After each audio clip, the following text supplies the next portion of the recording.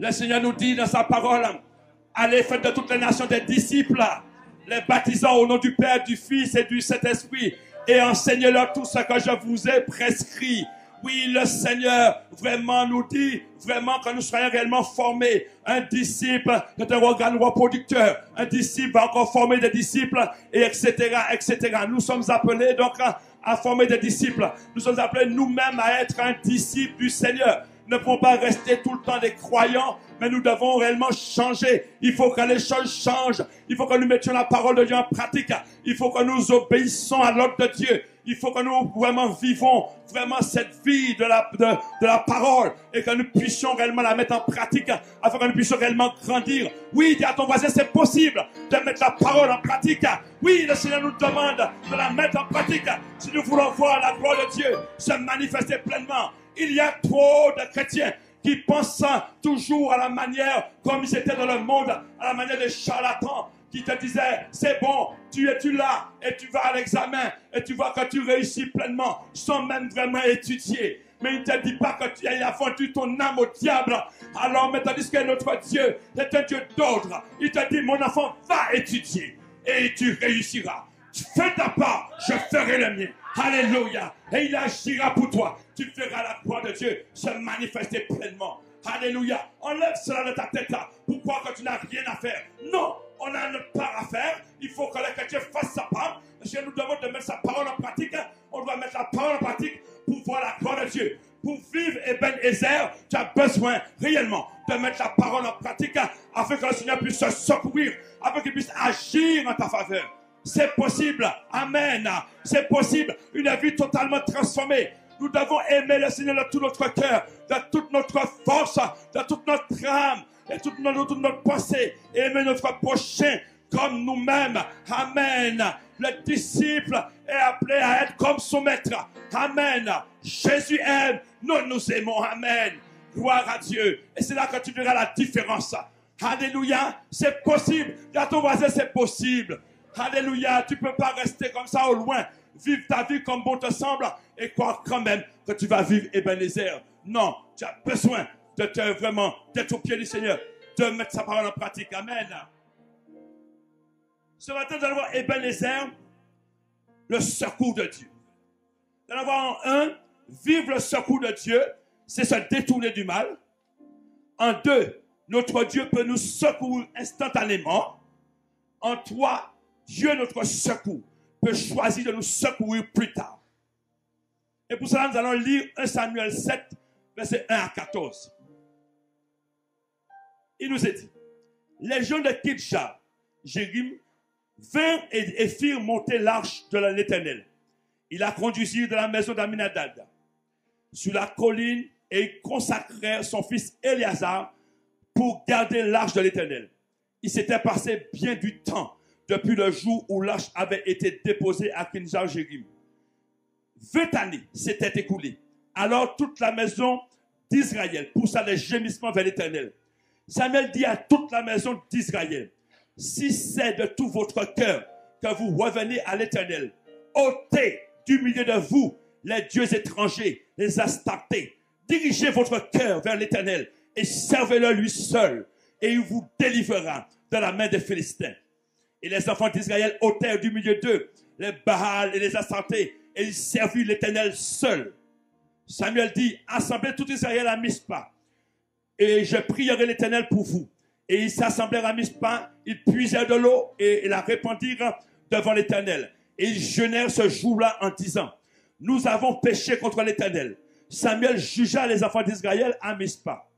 Les Philistins apprirent que les enfants d'Israël s'étaient assemblés à Mispa et les princes des Philistins montèrent contre Israël. À cette nouvelle, les enfants d'Israël eurent peur des Philistins. Et ils dirent à Samuel, ne cesse point de crier pour nous à l'Éternel, notre Dieu, afin qu'il nous sauve de la main des Philistins. Samuel prit un agneau de lait et l'offrit tout entier en holocauste à l'Éternel. Il cria à l'Éternel pour Israël et l'Éternel l'exauça. Pendant que Samuel offrait l'holocauste, les Philistins s'approchèrent pour attaquer Israël.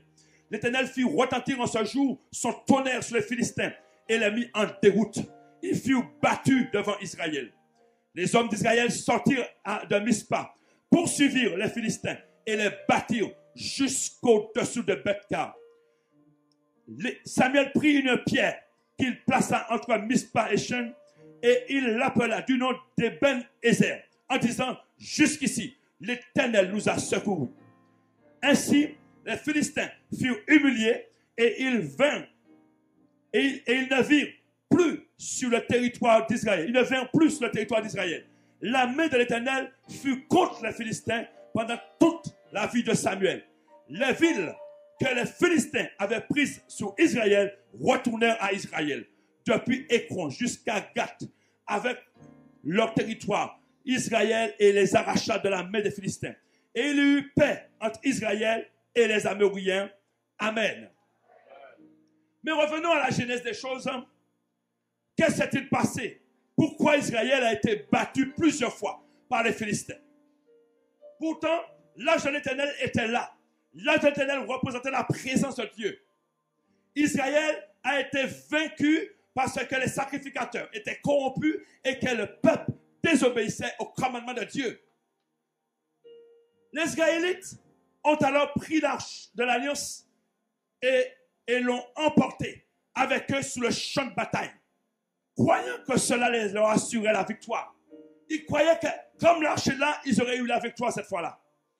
Mais s'ils voulaient être bénis par le Seigneur, ils auraient mieux fait de se repentir et d'abandonner leur mauvaise voie. Il faut se repentir si tu veux voir la gloire de Dieu. Si tu veux vivre Ebenezer, si tu veux vivre le secours de Dieu, la grâce de Dieu, les faveurs divines, il faut que nous repentons. Le peuple s'imaginait que l'arche garantissait en toutes circonstances la faveur et la puissance du Seigneur. Il n'avait pas compris que ce symbole des choses spirituelles n'assure pas en lui-même la réalité qu'il représente. Dieu agit quand son peuple a une bonne relation avec lui. Il faut avoir une bonne relation avec lui. C'est à ce moment-là qu'il agit réellement. De même, sous la nouvelle alliance, le seul fait de se faire baptiser et de prendre la Sainte Seine ne nous donnera aucun avantage spirituel si nous ne nous soumettons pas au Seigneur et à ses voies. Ce n'est pas parce que tu es baptisé, ce n'est pas parce que tu prends la Sainte Seine, ce matin tu as mis ta main et tu penses que le Seigneur, vraiment, tu es agréé par le Seigneur. Il faut que tu saches, il faut revenir au Seigneur. Quand nous menons une mauvaise vie, quand nous pratiquons le péché, il faut se repentir. Il faut abandonner notre vie de péché si nous voulons voir la gloire de Dieu. Cela ne suffit pas seulement d'être baptisé et dire comme je suis baptisé, de toutes les façons, le Seigneur agira en ma faveur. Non. On a besoin réellement que nous puissions réellement mettre notre vie en règle, se réconcilier avec Dieu, abandonner la voie du péché pour voir la gloire de Dieu se manifester pleinement. Amen.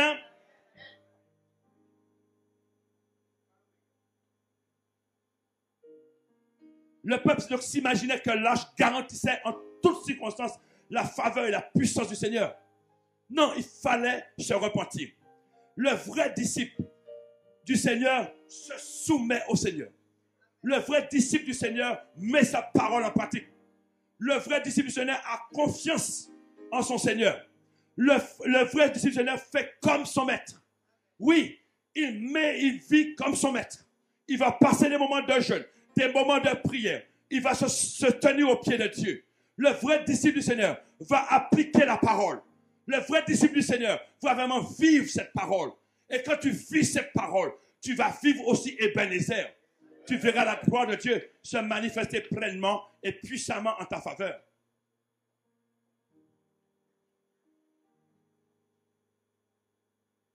À cause de la désobéissance, les deux fils du sacrificateur Élie sont morts, Ophni et Phiné. Ces hommes-là faisaient des choses désagréables devant tout Israël. Ils ont été frappés. Les Philistins ont pris l'arche de l'Éternel. Quand le sacrificateur Élie a connu la nouvelle, il tomba à la renverse. Il rompit sa nuque et mourut. Parce que lui aussi n'a pas pris ses responsabilités. Lui aussi il disait, j'ai appris de vous que vous faites des choses au Dieu. Non, il fallait les arrêter. Fils ou pas fils, il faut les arrêter. Les choses de Dieu sont des choses saintes. Mais il a dit, j'ai appris que vous avez... Non, ils ont continué. Ils ont tous les deux perdu la vie. Et lui, là, il tombe à la renverse quand il apprend que les Philistins sont partis avec l'arche de l'Éternel. La présence de l'arche chez les Philistins aussi a causé beaucoup de dégâts. Et quand la présence de Dieu est quelque part, ça crée des dégâts dans le cœur de l'ennemi. Qu'est-ce qui se passe? Il prend l'arche, il met l'arche dans le temple de Dagon. Le lendemain matin, il trouve le Dagon tête en bas. Il dit, hé, qu'est-ce qui se passe? Il va mettre Dagon debout. Le lendemain, Dagon tête cassée, deux bras cassés. C'est le tronc seulement qui est là. On ne rigole pas avec Dieu. Les Philistins étaient embarrassés. En plus de ça, plusieurs villes chez les Philistins ont été frappées d'hémorroïdes. Ils étaient obligés d'aller voir les devins pour que les devins puissent leur montrer comment faire pour renvoyer l'arche à Israël. Il fut frappé d'hémorroïdes. Et notre Dieu est un Dieu vivant. Notre Dieu vient à notre secours et il agit pleinement. Ce qu'il veut, c'est que nous puissions réellement vivre vraiment en unité avec lui, vivre selon sa parole. Pour retrouver les faveurs divines, le secours de Dieu, la grâce de Dieu, il faut se repentir. Nous allons maintenant vivre le secours de Dieu, c'est se détourner du mal. Ne dis pas que la présence de Dieu est là, c'est bon. Si la présence de Dieu est là, tu as quelque chose à faire. Si tu veux avoir les faveurs divines. Samuel leur dit au verset 3 du texte qu'on a lu, si c'est de tout votre cœur que vous revenez à l'Éternel, ôtez du milieu de vous les dieux étrangers et les startés. Dirigez votre cœur vers l'Éternel et servez-le lui seul et il vous délivrera de la main des Philistins. Il fallait faire quelque chose. Si c'est de tout votre cœur que vous revenez à l'Éternel, si tu es vrai, si tu reviens réellement à Dieu, si tu fais ce que Dieu te demande de faire, eh bien, il agira pour toi. Il leur dit, ôtez du milieu de vous les dieux étrangers, les Astartés. Dieu ne peut pas, Dieu c'est un Dieu jaloux. Il dit, je suis un Dieu jaloux. Mon nom est jaloux. Il ne peut pas cohabiter avec d'autres dieux. Il t'aime, il t'aime, il t'aime, il t'aime de tout son cœur. La preuve de son amour, il t'a donné Jésus, qui est mort à la croix pour tes péchés, tes iniquités. Il nous aime d'un amour infini. Il nous aime. Il ne veut pas qu'on partage. Dans ton cœur, il y a trop d'idoles. Tu te dis, oui, mais je ne vais pas devant les idoles, les vraies idoles. Mais dans ton cœur, là, il y a trop de choses qui prennent la place de Dieu. Ça peut être ton travail, ça peut être Facebook, ça peut être Twitter, ça peut être ton mari, tes enfants, ça peut être ton épouse. Bien des choses prennent la place de Dieu. Donne à Dieu sa place, la première place dans ta vie, et tu verras la gloire de Dieu. Il y a de ceux qui disent, moi je suis un simple croyant, et tu es un simple croyant, il faut que tu augmentes la dose, il faut que tu passes de croyant à disciple. Tu ne peux pas rester comme ça et puis dire c'est bon comme ça. Non. Parce que quand tu connais Dieu, quand tu as entendu parler de Dieu, quand tu entends le message de la parole, il faut mettre la parole en pratique. Parce que si tu viens à mourir dans cet état, laisse-moi te dire, Dieu a créé l'enfer, pas pour les hommes, mais pour Satan et ses anges. Mais Satan ne l'entend pas de l'oreille. Il veut ramener le maximum d'hommes avec lui. Laisse-moi te dire quelque chose. Quelqu'un qui est dans une église, qui entend la parole, mais délibérément reste dans sa position. Cette personne vit dans le péché. Si tu viens à mourir, tu seras plus fort en enfer que si tu n'avais jamais entendu parler de l'évangile. Parce qu'on doit s'ajuster par rapport à la parole que nous entendons. On doit s'ajuster. Du Seigneur, aide-moi. Alors, si tu ne sais pas le faire, si tu te sens lié, si tu dis Jésus, aide-moi, il viendra à toi parce qu'il t'aime. Il viendra, il agira pour toi. Ne cherche pas d'excuses. Devons être des hommes et des femmes vrais devant lui. Quel que soit là où nous sommes, devons être vrais. Devons impacter la vie d'autres personnes. C'est possible dans le Seigneur. Nous devons réellement mettre de l'ordre rapidement. Le Seigneur dit, il dit, enlevez. Le Samuel leur dit, enlevez les dieux étrangers et les startés. Dirigez votre cœur vers l'Éternel. Et servez-lui. Servez-le lui seul. Et il vous délivrera de la main des Philistins. C'est comme ça, si tu veux voir la gloire de Dieu. Si tu veux vivre Ebenezer, Tu veux vivre le secours de Dieu. La grâce de Dieu multiplie ta vie, les faveurs divines. Il y a des choses à faire. Nous ne pouvons pas rester assis tout le temps comme ça et ne jamais se poser la question. Mais qui suis-je? Comment je suis là? Mais pourquoi je vis comme ça? Pourquoi je suis resté encore dans ce péché-là? Laisse-moi te dire. Dès lors que tu donnes ta vie à Jésus-Christ, le Saint-Esprit vient habiter dans ton esprit. Le Saint-Esprit est saint.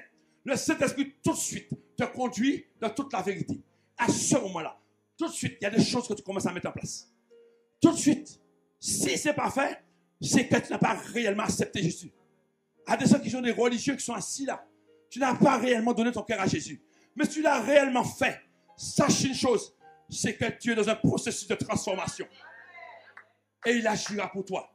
Tu verras la gloire de Dieu se manifester. Parce que d'emblée, tout de suite, tu commences à mettre de l'ordre dans ta vie.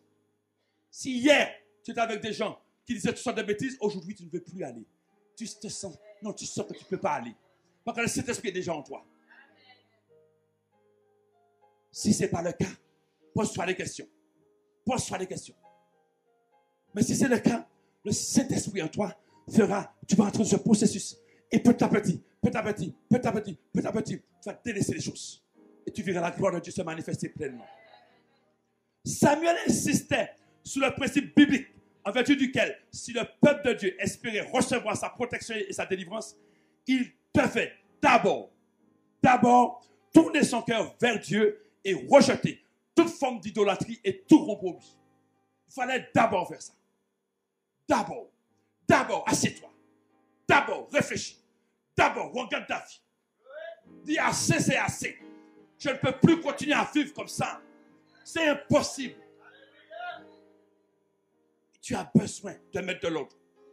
Romains 12, verset 1 à 2 nous dit: je vous exhorte donc, frères, par les compassions de Dieu, à offrir vos corps comme un sacrifice vivant, saint, agréable à Dieu, ce qui sera de votre part un culte raisonnable. Verset 2.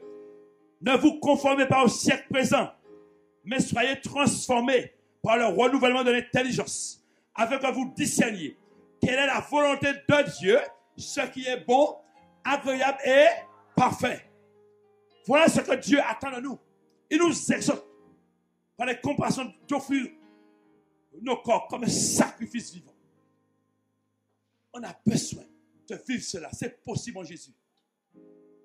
Tous ceux qui désirent plaire à Dieu, sincèrement, peuvent s'attendre à sa bénédiction et à sa délivrance. Le verset 8 du texte qu'on a lu dans Samuel 7, verset 8.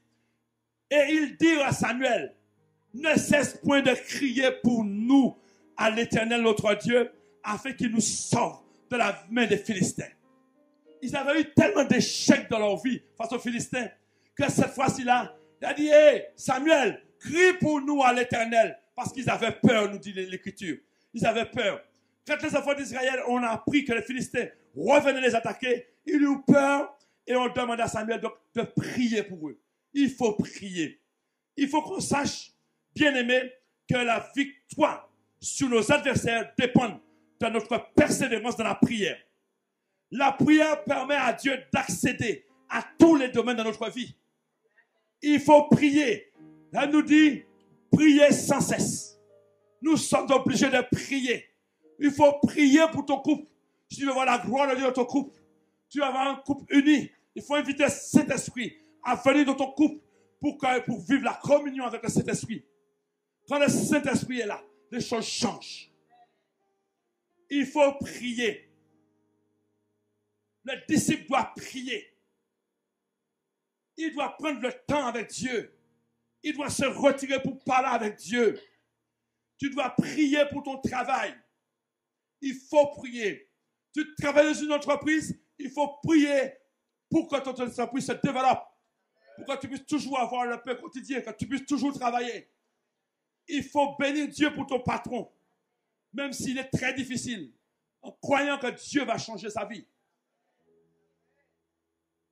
Tu dois prier pour ton entreprise. Toi qui as une entreprise, tu dois prier pour ton entreprise. Il faut passer du temps pour prier pour l'entreprise. Je disais à quelqu'un qui a une entreprise, le soir avant de partir comme dans l'entreprise, assieds-toi, parle avec Dieu, remercie Dieu pour les clients que tu as eus. Remercie Dieu pour tout le travail que tu as pu faire. Parce que c'est lui qui t'a permis de le faire. Le matin, ne rentre pas dans l'entreprise tête baissée. Quand tu rentres à la porte de l'entreprise, parle à cette porte. Quand tu rentres, le démon se plie. Et tu es entré. Et tu verras la gloire de Dieu. Tu parles, tu remets la journée. Tu remets les clients. Parce qu'il peut y avoir des difficultés. Mais quand tu mets les choses dans les mains de Dieu, il se manifeste puissamment pour toi. Tu vas vivre le secours de Dieu. Tu vas vivre Ebenezer.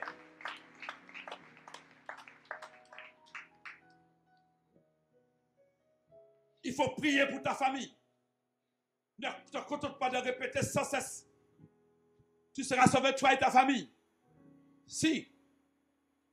Mais, si tu ne pries pas, si tu ne pactes pas tes enfants, aucun membre de la famille ne viendra au Seigneur. Il faut prier sans cesse. Prier pour chaque enfant. Tu veux voir Dieu agir puissamment. Il faut prier pour tes projets. Au lieu d'aller divulguer tes projets aux gens comme ça, parle avec Dieu. Dis, Seigneur, j'ai ça à cœur. Montre-moi les stratégies. Comment je dois faire? Et il va te conduire. Il va se manifester en ta faveur. Tu verras Dieu agir pleinement, puissamment. Il a un plan parfait pour toi. Il faut prier pour tes finances. Quand tu constates que ça ne va pas, à peine touché, tu ne restes plus un euro. Tu dois prier, demander à Dieu sa grâce. Seigneur, pourquoi? Montre-moi. Est-ce que je dépense trop? Est-ce que je dépense trop au hasard? Montre-moi. Tu dois te corriger. Si tu as un esprit qui te pousse à l'acheter alors que tu n'as pas d'argent, tu regardes en face. Tu dis, hé, je détruis tes plans, je ne rentre pas là. Tu ne vas pas aller pleurer devant une vitrine. Tu regardes la belle robe et tu pleures. Et tu sais que tu n'as pas d'argent. Tu parles. Et puis tu sais que l'argent que tu as dans ta poche ne te paye pas d'être dans une boutique. Tu ne peux pas dans une boutique. Pas parce que ton voisin a rentré dans une boutique pour entrer dans une boutique. Boutique quoi? Hein? Tu ne peux pas vivre au-delà de ce que tu as.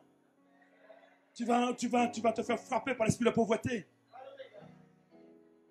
Tu as besoin de voir Dieu agir pleinement. Tu dois prier pour ton église. Prier pour les serviteurs, les servantes du Seigneur. Oui, c'est le devoir des disciples de prier pour voir la gloire de Dieu. Afin que l'église puisse avancer. Et nous puissions voir l'enfer dépeuplé, voir la gloire de Dieu, voir des guérisons, des restaurations, les sourds entendre, les aveugles voir, les paralytiques sautent de joie, les stériles enfantent. C'est possible en Jésus. Oui, mais il faut prier. Il faut prier pour les filles qui n'ont pas rencontré l'âme sœur. Il faut prier pour les frères qui n'ont pas rencontré l'âme sœur. Il y a des sujets sur des sujets pour une église qui veut voir la gloire de Dieu. Il faut, c'est notre devoir au pied du Seigneur pour prier, pour que la gloire de Dieu s'éclate. Alléluia, c'est possible en Jésus. Celui qui ne prie pas est vulnérable aux assauts de Satan et s'expose à la défaite. Il faut jeûner, confesser ses péchés, se repentir. Important de le faire. Samuel, au verset 9, il nous dit que Samuel prit un agneau de lait et l'offrit tout entier en holocauste à l'Éternel. Il cria à l'Éternel pour Israël et l'Éternel l'exauça. On voit que Samuel a répondu à la requête du peuple en offrant un agneau en holocauste. Ce qui signifiait qu'il renouvelait sa consécration au Seigneur. Il renouvelait l'alliance. Et il adressait des prières en faveur du peuple. Il faut qu'on sache, frères et sœurs, que le secours de Dieu est lié au retour vers lui. Son secours est lié au retour vers lui. Si tu décides de retourner vers lui, tu verras sa gloire. Il faut retourner. Ne pas rester là te culpabiliser. La culpabilité vient du diable. C'est le diable qui te pousse la culpabilité pour te bloquer, pour t'empêcher d'avoir une vie transformée. Mais quand tu reviens vers le Seigneur, comme disait le question tout à l'heure par rapport au fils prodigue, quand tu reviens, eh bien l'alliance, il remet l'alliance en place. Et puis tu es béni. La grâce de Dieu se multiplie dans ta vie. Tu vas vivre les faveurs divines. Tu vas vivre Ebenezer. le secours de Dieu. C'est possible. Chaque fois qu'Israël a fait confiance à Dieu, il a été secouru. L'intervention de Dieu n'est pas automatique. C'est pour cela que toi et moi, nous devons au quotidien mettre de l'ordre dans nos vies. Et prions sans cesse afin d'avoir le secours de Dieu, afin de voir le secours de Dieu. Les Philistins pensaient qu'il allait encore vaincre Israël comme les autres fois. Et oui, ils avaient tellement l'habitude de monter et de vaincre Israël. Ils ont dit encore cette fois-là, on va monter, on va leur donner une bonne raclée. Comme d'habitude. Eh oui, comme d'habitude, venez. Comme d'habitude. Mais cette fois-ci, Israël s'était repenti. Alléluia. Puisqu'Israël s'est repenti, ils sont revenus à Dieu de la repentance et Dieu les a secourus et les Philistins ont été humiliés. À ce jour-là, ils ont pris une bonne raclée. Ils ont été humiliés. Dieu a fait retentir son tonnerre et les a mis en fuite. Les villes que les Philistins avaient prises sous Israël retournaient à Israël. Restitution divine. Alléluia. Tout ce qu'ils avaient pris à Israël, Israël a repris. C'est la restitution divine. Tout ce que l'ennemi t'a pris, tout ce que l'ennemi t'a volé, te soit restitué. Restitution divine. Restitution divine. Alléluia. Tu verras la gloire de Dieu se manifester pleinement. Non seulement Israël a gagné le combat, mais il y a eu la restitution de toutes les villes que les Philistins avaient pris. Alléluia. Le Seigneur s'est manifesté pleinement. Mon frère, ma soeur, si par notre désobéissance, nous avons connu des défaites, nous devons revenir à Dieu dans la repentance. Ne te culpabilise pas. C'est normal. C'est normal. Puisque toi-même, tu avais donné au diable le bâton pour te battre. Mais ne pleure pas. Reviens au Seigneur. Quel Dieu merveilleux que nous avons. Qui aurait fait ça pour toi? Malgré parfois on fait mal au cœur de Dieu, mais malgré ça, il ne t'abandonne pas, il ne te délaisse pas, il ne te rejette pas. Non, dès lors que tu reviens, oh, il s'empresse. Comme le Père s'est empressé de courir pour prendre le fils prodigue dans ses bras d'amour. Ah oui, mon fils qui était perdu est maintenant sauvé. Ça, c'est Dieu qui fait ça. Notre Dieu est merveilleux. Ne reste pas dans la culpabilité, mais reviens au Seigneur et tu verras sa gloire. Tu le verras agir puissamment pour toi.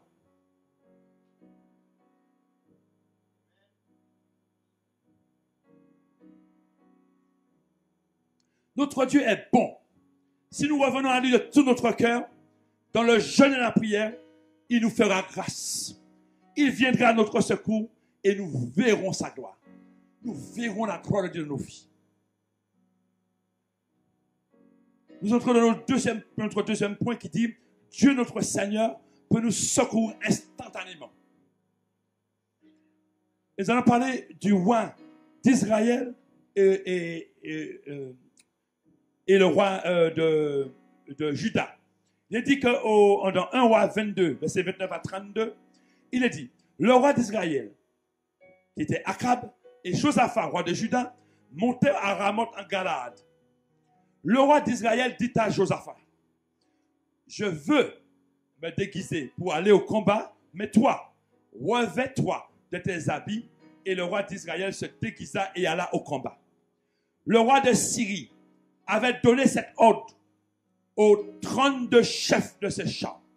Vous n'attaquerez ni petit ni grand, mais vous attaquerez seulement le roi d'Israël. Quand les chefs des chars aperçurent Josaphat, ils dirent certainement c'est le roi d'Israël et ils s'approchèrent de lui pour l'attaquer. Josaphat poussa un cri.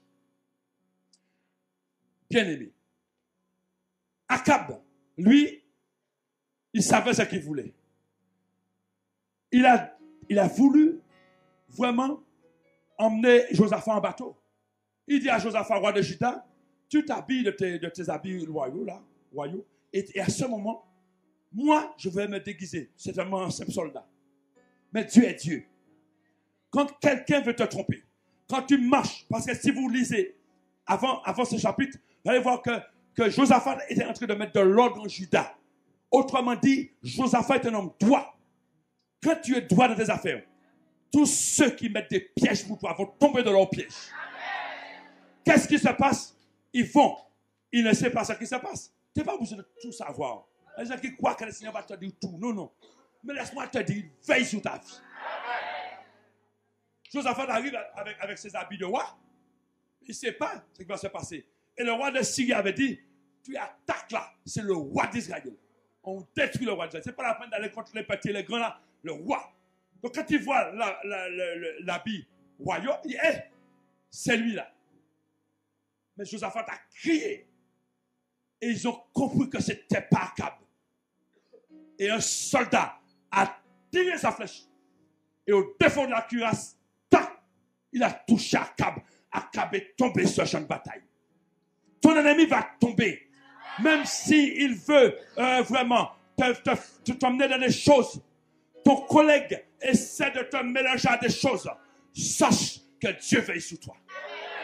C'est pour cela, l'avantage de l'enfant de Dieu, c'est quand tu marches droit, quand tu es vrai avec Dieu, quand tu fais ce que Dieu te demande de faire, quand tu vis réellement la vie de disciple, quand réellement tu passes du temps avec Dieu, tu n'as pas à t'en faire. Tu ne sauras pas toutes choses. Ton collègue, ton voisin peut vouloir te prendre dans un guet-apens, mais Dieu va te secourir. Tu vas vivre Ebenezer. Il va te secourir. Il va agir en ta faveur. Ils peuvent mettre des pièges partout. Tu vas sauter les pièges. Et tu vas rester la tête haute. Parce que le Seigneur est vivant. Ton Dieu est un Dieu vivant qui agit pour toi. Et tu verras sa gloire se manifester puissamment. Le Seigneur a agi pour Josaphat instantanément. Alors que les chefs arrivaient déjà sur lui. Il a crié. Et ils ont vu tout de suite. Le Seigneur a agi instantanément. Le Seigneur a déjà agi pour toi instantanément plusieurs fois dans ta vie. Plusieurs fois où il t'a arraché de la mort. L'ange de l'Éternel campe autour de ceux qui le craignent et les arrache au danger. Quand le danger se présente, l'ange de l'Éternel est là pour t'arracher du danger instantanément. Tu as dit, waouh! Un jeune homme descendait une fois, c'est le fils d'un pasteur. Il descendait. Il m'a dit, il a loupé un virage. Il a coupé une lampe. Et puis, il a pris un bout de savane et puis il rentrait dans un trou comme ça. C'était la mort. Quand il est entré là, quand il a vu qu'il est entré dans le trou, il a dit Jésus. La voiture s'est mise.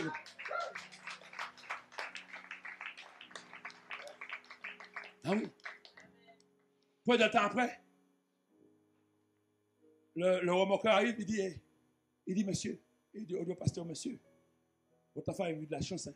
Il dit, ah bon, pourquoi? Oui, parce que 6 heures, c'est la mort. Il dit, ah bon? Parce qu'eux là, ils connaissent comment opère le diable des heures. Parce qu'il y a des heures. Il dit, midi, c'est la mort, 18 heures, c'est la mort. Il dit, là, lui là, il devait mourir. Mais il a appelé Jésus. La voiture n'est pas tombée dans le trou. La voiture a fait un pivot. Il a pivoté.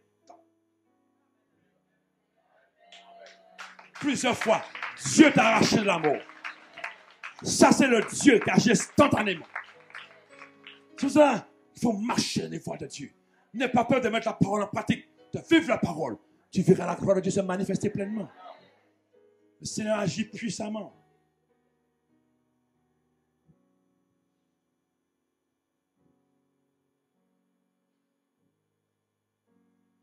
Il est avantageux pour l'enfant de Dieu d'avoir un cœur toujours propre afin d'attirer les faveurs divines.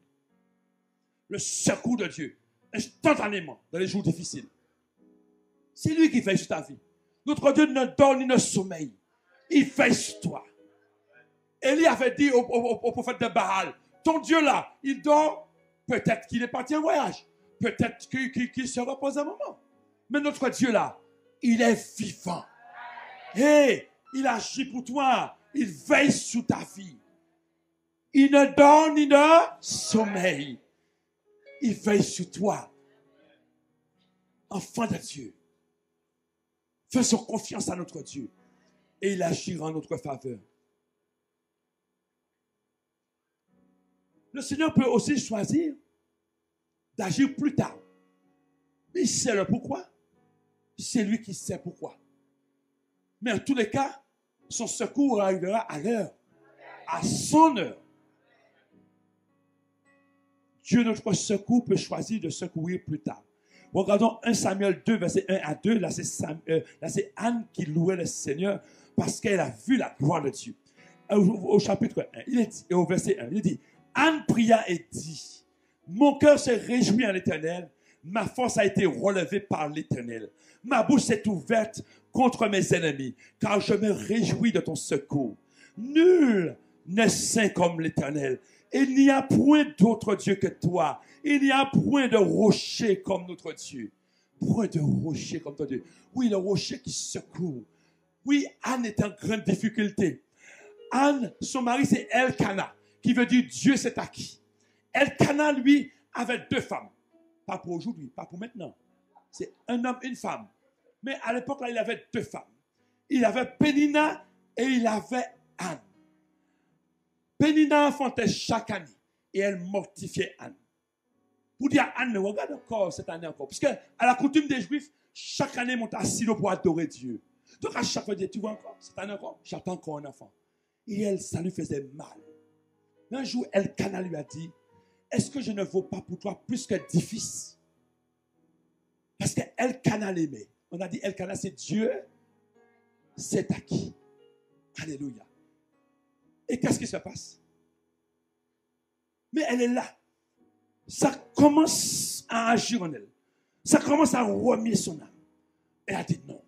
Le Dieu que je sais est un Dieu qui est vivant. C'est un Dieu tout-puissant, capable d'agir pour moi. Enfants de Dieu, nous devons être comme des ânes. Quand la difficulté tarde, quand tu vois le problème qui persiste, tu dois te mettre au pied du Seigneur. Elle a commencé à prier, si bien que le sacrificateur Élie, quand il a regardé Anne, il a dit, hé, va faire passer ton vin.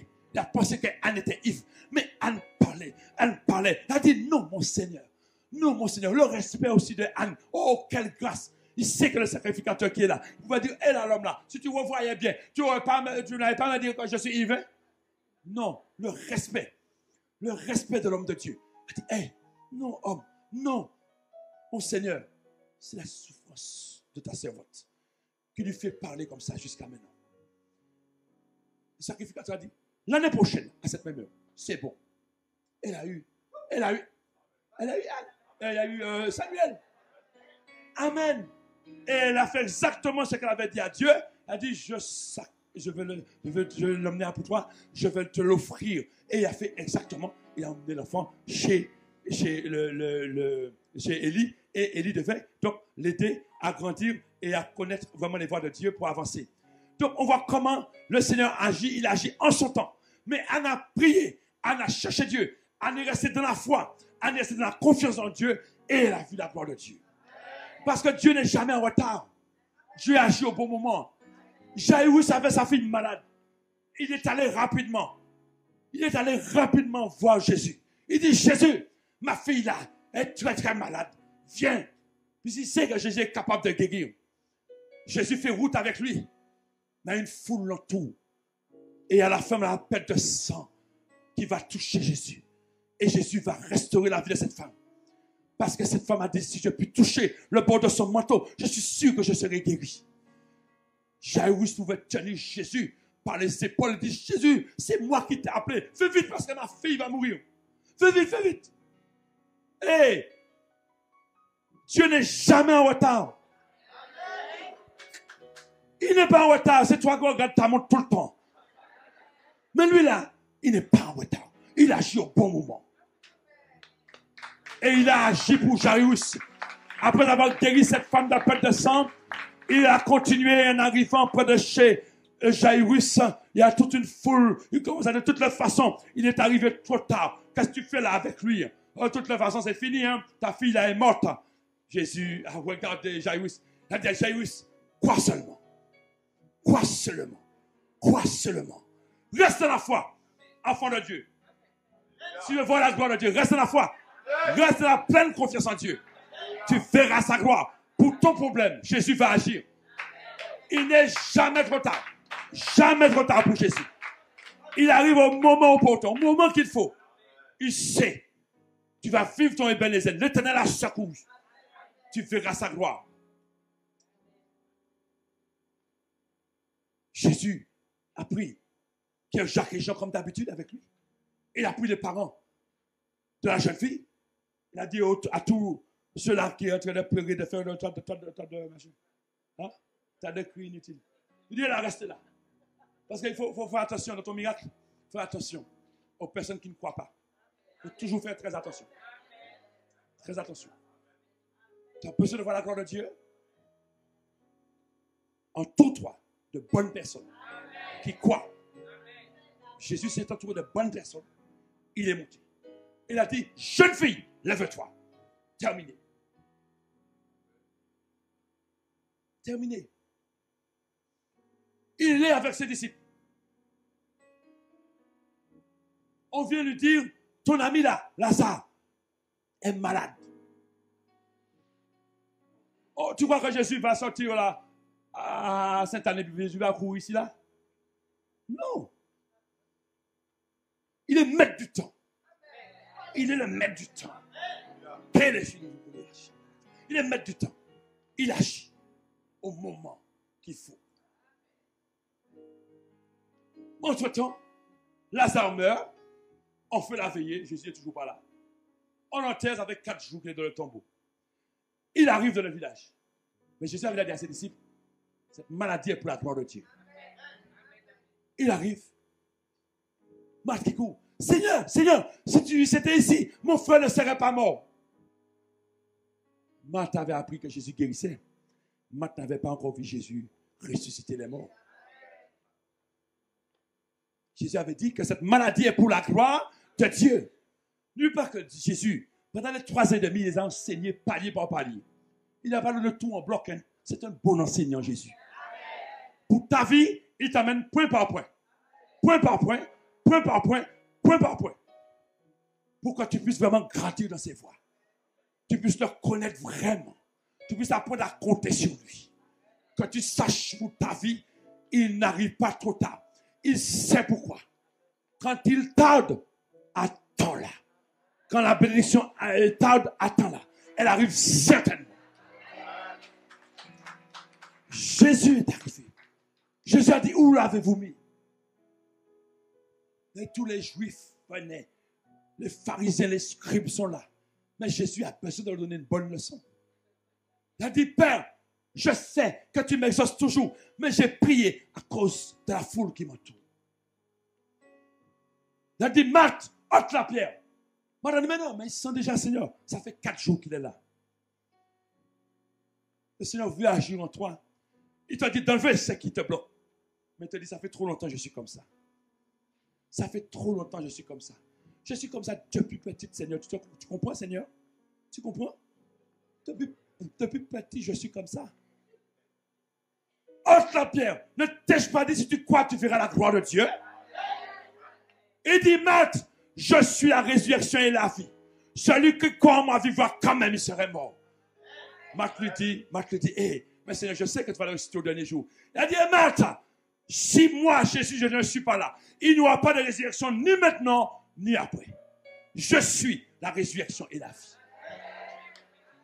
Celui qui croit en moi vivra quand même, il serait mort.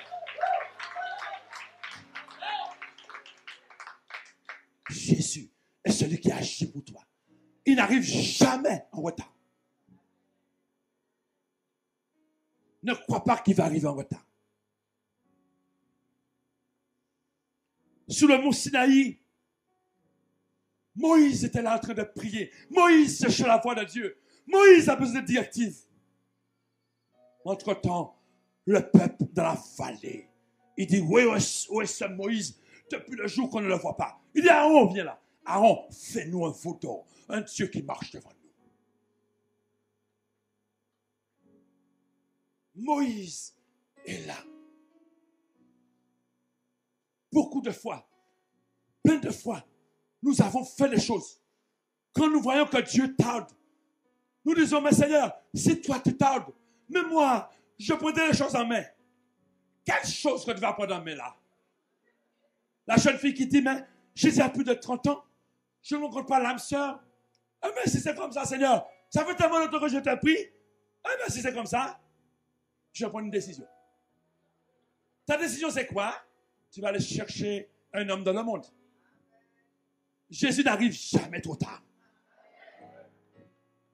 Pour Abraham et Sarah, il n'est pas arrivé trop tard. Alléluia. Et parce que tu as 40 ans, tu penses que tu ne vas pas enfanter? C'est pas vrai, non? Dieu est Dieu. S'il avait décidé dans ta vie que tu aurais un enfant, 2 enfants, ça va se faire. Ne cherche pas, ne regarde pas tout le temps l'amour pour dire, hé, ouais, mais depuis le temps, quand tu vas chercher l'homme là dans le monde là, tu as pour beau-père le diable. Parce que la Bible dit que le monde est juste la puissance du malin. Donc lui là, il va t'emmener la vie dure. Dure, ce n'est pas de sa faute. C'est un être humain aussi. Mais ce n'est pas de sa faute. Il est attaché à la mauvaise source. Il est attaché à la source du diable. La source du diable, le diable est venu que pour dérober, égorger et détruire. Il va dérober tout ce que tu as. Il va te détruire. Tu vas regretter. Beaucoup ont regretté et après reviennent tête baissée. Ils ont détruit leur vie. Ils ont livré leur vie à l'ennemi. Mais j'aimerais te dire ce matin, si c'est ton cas, ne désespère pas, reviens au Seigneur et tu verras sa gloire parce que Dieu ne t'a pas rejeté. Alléluia. Il a un plan parfait pour toi et il agira pour toi puissamment. Romains 8, verset 21 nous dit, nous savons du reste que toutes choses concourent au bien de ceux qui aiment Dieu, de ceux qui sont appelés selon son dessein. Les 3 compagnons de Daniel, Sadak, Meshach et Abednego, le roi Nebuchadnezzar a dit, hey, je vais dresser la statue d'or. Je veux que tout le monde vraiment adore cette statue. Il a dit au roi, on ne le fera pas, roi. Ce ne sont pas nos valeurs. On ne fera pas ça. Le roi a dit, hé là, tous ceux qui n'adorent pas la statue d'or seront jetés dans la fournaise ardente. Sadak, Meshach et Abednego a dit, hé, roi, même si encore Dieu n'agit pas pour nous, on ne le fera pas. Point barre. Patron, tu vas mettre dehors si tu veux, mais moi je ne coucherai pas avec toi pour garder mon emploi parce que je ne vais pas garder mon emploi non plus. Je ne le ferai pas. Je ne le ferai pas. Parce qu'ils sont trop méchants. Comme il a sa Mercedes, comme il a sa grosse voiture, comme il a ses millions, il croit que tu es sa chose. Non, tu travailles pour lui. Refuse de te donner à lui. Mais te mettre à la porte, ce n'est pas un problème. Quand tu marches dans les voies de Dieu, tandis que tu n'es pas encore sorti, qu'une porte s'ouvre pour toi. Ouais. Fais confiance à Dieu. Aie une pleine confiance dans le Seigneur. Et il agira pour toi. Sadak, Meshach et Abednego dit non, on ne pourra pas ça, roi. Tu vous faites pas ça, je vous jette là-dedans. Elle dit voilà, je t'ai dit que roi, je ne peux pas. Je ne ferai pas, ce ne sont pas mes valeurs. Je ne vais pas adorer la statue d'or. Elle dit, et là, chauffe la sounaise 7 fois plus. Elle dit, même si la sounaise était 10 fois plus, ce n'est pas un problème. Mais elle dit, moi là, je ne le ferai pas. Ils l'ont jeté. Quand ils l'ont jeté, ceux qui l'ont jeté ont été frappés par le feu. Tellement c'était chaud. Quand le roi regarde, il voit 4 hommes qui marchent dans le feu. Les habits ne sont pas brûlés, seuls les liens sont coupés. Ils marchent libres dans le feu. Et le feu ne va pas te brûler. L'eau ne va pas te submerger. L'Éternel a un plan parfait pour toi. Tu vas vivre, Ebenezer, le secours de Dieu. Ils ont vécu le secours de Dieu. Tu vas dire, mais pourquoi Dieu a permis qu'il soit tombé? Mais Dieu veut faire éclater sa gloire. Et qu'est-ce qui se passe? Le roi dit, c'est le Dieu de Sadak, Meshach et Abednego qui est le véritable Dieu. En plus de ça, Sadak, Meshach et Abednego ont été promus. Alléluia. Voilà ce que Dieu fait. Il sait à quel moment apporter le secours pour toi. Ce que nous avons à faire, c'est de vraiment vivre la parole de Dieu. Mais pour Daniel, c'est pareil. Ils ont péché à Daniel.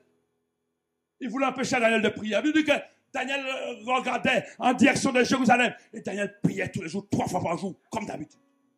Ils ont fait faire un décret pour dire, voilà, toute personne qui prie autre Dieu que toi là, sera jetée dans la fosse au lion. Daniel fut jeté. Au petit matin, le roi vient. Il dit Daniel, parce qu'il aimait Daniel. Daniel a dit, l'Éternel a envoyé son ange pour fermer la gueule des lions.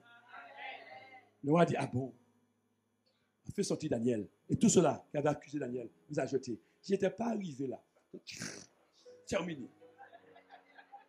Ton ennemi là, vous l'avez du fer. Quand tu marches droit, l'ennemi prendra du fer. Tu verras la gloire de Dieu. Ah oui. Ah, il faut respecter ça. Hein. Quand tu marches droit, partout où tu passes, là, tu as l'approbation de Dieu sur ta vie. Tu as les écluses de ceux qui sont ouverts sur ta vie. Tu es là. Le plus grand est avec toi. Tu es le cran du plus fort. Partout où tu es, tu fais la différence. Amen. Gloire à Dieu. En conclusion, nous allons dire Hébreux 4, verset 16, qui nous dit « Approchons-nous donc avec assurance du trône de la grâce, afin d'obtenir miséricorde et de trouver grâce pour être secourus dans nos besoins. » La bonté de Dieu est réelle et le pousse à nous secourir. Notre notion du temps n'est pas toujours celle de Dieu. Nous sachons que le secours de Dieu sera au bon moment. Il est important de rester attaché à Dieu et il est prêt à nous secourir quand nous l'appelons. Amen. Mettons-nous debout, nous allons prier. Gloire à Dieu. Alléluia. Notre Père, notre Dieu, notre bon Père céleste, tu es merveilleux. Tu es le Dieu vivant et vrai. Tu es celui qui nous fait du bien. Nous pouvons compter sur toi. Nous pouvons nous abandonner entre tes bras d'amour. Parce que nous savons une chose, tu nous emmènes à bon port. Seigneur, merci parce que c'est toi qui viens nous secourir dans les difficultés. Lorsque nous marchons à tes voies, lorsque nous vivons pour toi. Seigneur, merci de ce que tu agis pleinement. Tu agis puissamment dans la vie de chacun de nous. Dans le nom de Jésus-Christ. Père, merci parce que nous pouvons voir ta gloire. Oui, quand la maladie nous attaque. Oui, tu fais fuir la maladie. Oui, les aveugles voient. Les boiteux marchent dans le nom de Jésus-Christ. Oui, nous voulons nous appuyer sur toi. Oui, si la bénédiction tarde, nous l'attendons parce qu'elle arrivera certainement. Si nous le croyons, nous allons vivre, oui, le secours de Dieu. Nous allons vivre Ebenezer au nom de Jésus. Nous voulons voir la gloire de Dieu dans la vie de chacun dans le nom de Jésus. Seigneur, interviens dans la vie de mon frère. Interviens dans la vie de ma soeur. Au nom de Jésus. Donne à mon frère, à ma soeur, de se repentir de son péché, de sa mauvaise vie, de sa manière de vivre. Seigneur, interviens afin que sa vie change et qu'elle puisse voir ton secours, qu'elle puisse voir ta grâce se manifester pleinement. Donne à mon frère, ma soeur, à vivre la vie du disciple. Le disciple est comme son maître. Manifeste-toi pleinement afin que ta gloire éclate dans chaque vie ici. Toutes les personnes qui écoutent, ta gloire éclate dans leur vie. Oui, Seigneur, tes faveurs divines sont sur leur vie. Les écluses de Dieu s'ouvrent et ils voient la gloire de Dieu se manifeste pleinement. Seigneur, tu es bon, tu es merveilleux. Oui, tu n'arrives jamais en retard parce que, Seigneur, tu arrives toujours au bon moment. Alors manifeste-toi pleinement. Glorifie-toi. Oui, que quelqu'un soit encouragé ce matin. Que cette personne attende de toi. Que cette personne reprend courage dans son combat. Qu'il sache que la victoire est certaine en Jésus-Christ. Oh, manifeste ta puissance. Fais éclater ta gloire dans la vie de chacun de tes enfants. Seigneur, fais grâce. Manifeste-toi afin que chacun puisse vivre Ebenezer au nom de Jésus. Seigneur, merci. Les Philistins ont pris la fuite. Tu as fait gronder ton tonnerre et les Philistins ont été battus par Israël. Oui, ils ont été humiliés ce jour-là. Oui, parce que ta présence est là. Parce que ton peuple est revenu vers toi. Ton peuple est revenu de la repentance. Et tu as fait éclater ta gloire. Nous savons que c'est possible. Alors, Seigneur, donne-nous à marcher selon ta parole, à vivre ta parole, à être des modèles pour toi, afin que nous puissions vraiment voir ta main dans nos vies, à l'œuvre dans nos vies. Seigneur, merci. Donne-nous à marcher dans l'assurance que notre Rédempteur est vivant. Il est là, il est présent. Il agit en notre faveur. Seigneur, fais éclater ta gloire. Tu es merveilleux. C'est sur toi que nous comptons. Nos yeux sont sur toi. Nous avons une pleine confiance en notre Dieu parce qu'il est vivant et il agit pour nous. Alléluia. Seigneur, merci pour tout ce que tu fais. Glorifie ton nom d'une manière particulière dans le nom de Jésus-Christ. Nous croyons que vous avez passé un excellent culte dans sa divine présence. Nous vous rappelons que l'enseignement du jour est disponible à la librairie Madinevi. Nous vous donnons rendez-vous tous les vendredis de 19h à 21h pour notre culte d'adoration, atmosphère de gloire. La fin de ce culte n'est pas la fin de sa présence. Nous vous encourageons à rejoindre le groupe d'impact le plus proche de chez vous pour un rendez-vous hebdomadaire de louanges, d'édification et de partage. Pour connaître le GI le plus proche de chez vous, pour rencontrer un leader ou pour toute autre information, rendez-vous à l'accueil de Campus Info. Durant la semaine, retrouvons-nous sur les réseaux sociaux. N'hésitons pas à aimer, commenter et partager. Ainsi, nous contribuons ensemble à propager la bonne nouvelle du royaume de Dieu. N'hésitez pas à inviter vos proches afin de leur faire découvrir l'amour de Dieu et le message de l'évangile du royaume. À très bientôt, que Dieu vous bénisse. Qui bon Dieu bénisot, à plus tard. God bless you, see you soon.